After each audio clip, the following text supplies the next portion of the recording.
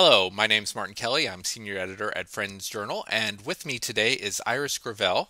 And Iris has an article in the February issue of Friends Journal called "Seeking Clearness with Work Transitions." And Iris is with us here from um, Lopez Island in Washington State. Thank you, Iris, for coming.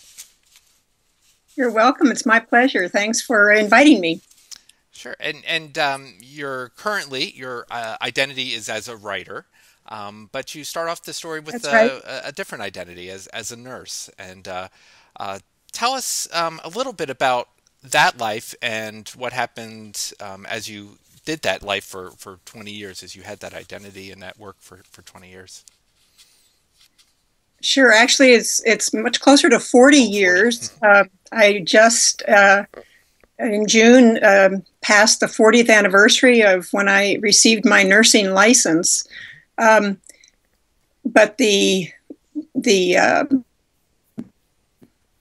essay that I focuses on a change that I experienced about 20 years into my career, and I had entered nursing right out of high school, and even though I didn't use the language at the time, as I look back, I see that I was led to that. It was a change. I had expected to go into become an English teacher, and quite suddenly I had an opening to go into nursing and acknowledge that that's really the work that I felt was really my heart work, even though, as I said, as a 17-year-old, I didn't really use that kind of language, but it just felt right in a way that teaching hadn't. And I entered into that work with a great deal of zeal and passion and joy, and felt great satisfaction. Worked in just about every area of nursing, but started out in surgical intensive care, and then shifted into more of into home settings as a visiting nurse, and then finally spent most of my career in public health, working much more with illness prevention, working with mothers and infants, young children, and again, having more of that health education and illness prevention kind of focus in my work. And I did that in a number of different settings, and also worked in the state health department and was much more involved with public health policy. And as I said, I did that with a great deal of enthusiasm and commitment for 20 years. And then at that point, I had to acknowledge that I was feeling those classic signs of burnout. Sure. Well, it does. It's always seemed to me that nursing has to be a calling in a lot of ways, because and you relate a story of coming up to a young mother who's already struggling with kids, and you can sort of see that this life is not an easy one for her, and this is hard work to do. So you got to this point where you're feeling burned out, and you're feeling that perhaps you're not being called to it anymore. And of course, as friends, we have this idea of laying down something when it's not your calling. So how did this process, how did you come to this realization that maybe you were at this process, and then what's the next step when you realize that this is perhaps where you're heading now? Right. It was a difficult awareness for me to have, and the idea of, even though I knew about the idea of laying down work through my Quaker meeting, of laying down a committee or laying down a project, I hadn't really thought of that in relation to me and my work. And I think because I enjoyed nursing so much, I had assumed I would do that all of my life. So the idea of leaving that was not something that came to me very easily. And over the years, one of the ways that I coped with the stress of the work, the demanding work that I was doing, was an annual vacation that my husband and I would take to a very remote community in the North Cascades, a little village called Stehekin. It's at the end of a 55-mile long lake, and the only way you can get there is by the boat or hiking in. And there's no phones. Still to this day, they don't have telephone service. Then there was no television, no radio, no daily newspaper. very remote. Like stepping back in time is a century Very, or so. Yeah. yes, very much. And the natural beauty there of the North Cascades is exquisite and was really a balm for both of us doing pretty challenging work in human services. Um, and throughout our visits, we went every year for about a week. The kids went to the grandparents, and we did hiking and enjoying that setting. And it really was a time to step back, and we would always, on our hikes, be talking about, raising those questions. Are we doing what we're meant to do? And over the years, we became less certain that we really were doing what we were meant to do. And especially felt that way. Um, and so we would fantasize about moving to Stehekin and having that life that really was a step back in time, and to get a break from some of the middle America kinds of pace that we were involved in. And then we would always talk ourselves out of it, thinking the kids would never go for it. How would we survive in such a remote place? And what would we do about work? And for me, it would have meant not working as a nurse, because there was no health services. There were no health services there. There was no public health department. There was no way that I could do that kind of work. And even as I was feeling really worn down by the work, I still wasn't thinking that I could leave it. So one summer, we were able to rent a cabin there for an entire month. My husband was working in a school setting and had the summer off, and I could get pretty close to a month off. And so we went there for the whole month. But it meant that at one point, about midway through the month, I did go back home to Bellingham, Washington, where we were living, to work for a few days.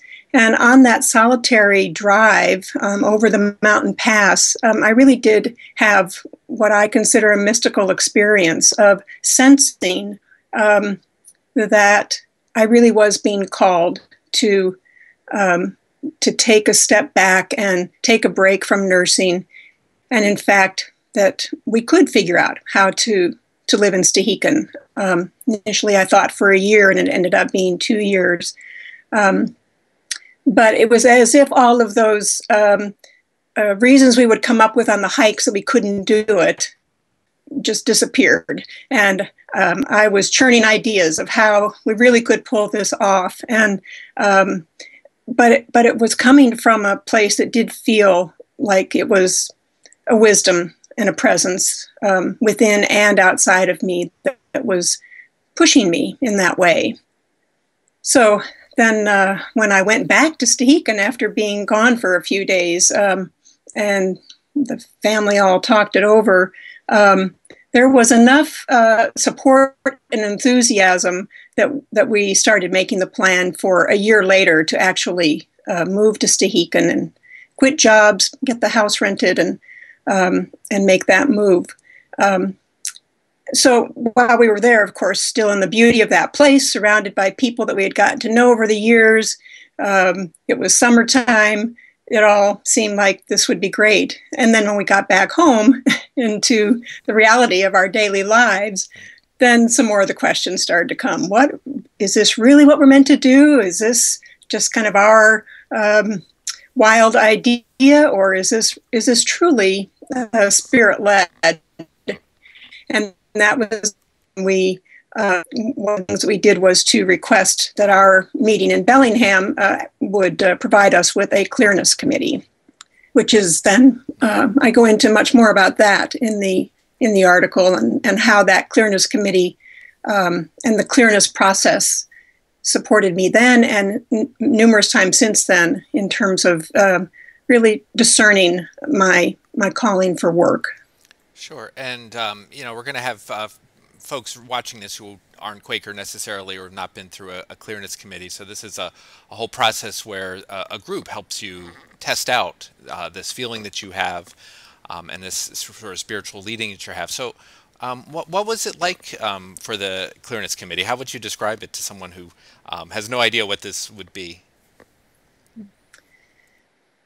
I describe in the article the best analogy I've been able to provide for people who haven't experienced it is it's when you're wrestling with a decision and you call up your favorite aunt, the one who loves you unconditionally, and you don't have the same kind of baggage with her that you might have with your mother, and she has great care for you and wisdom.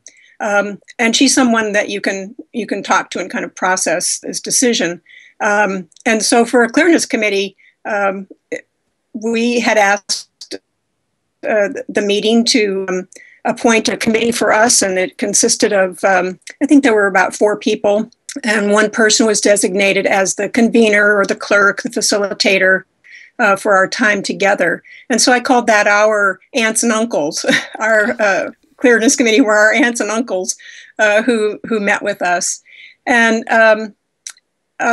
the process that seems to work the best is when the person who is requesting a Clearness Committee writes, describes the nature of the decision or return of issue that they're seeking clearness about, to write that and share that with the members of the committee to and the meeting is conducted, like a meeting for worship, a worship sharing type setting where there is a period of open worship to begin, and then again the focus person, in this case for me, to explain to people on the Clearness Committee, again, what this issue is. And then people are encouraged to ask questions. And some of the writings about Clearness Committees talk about the types of questions being reflective questions, in which the focus person does some self-reflection, and then evoking questions that might help you go even deeper and look more toward thinking of images or metaphors, or thinking of dreams that you have had that might kind of get you to a deeper level than that conscious level. The other guideline that I find really helpful with Clearness Committees, whether I'm the focus person or I'm a member of a Clearness Committee, is that those questions are questions that only the focus person can answer. Nobody else can know the answer to that question.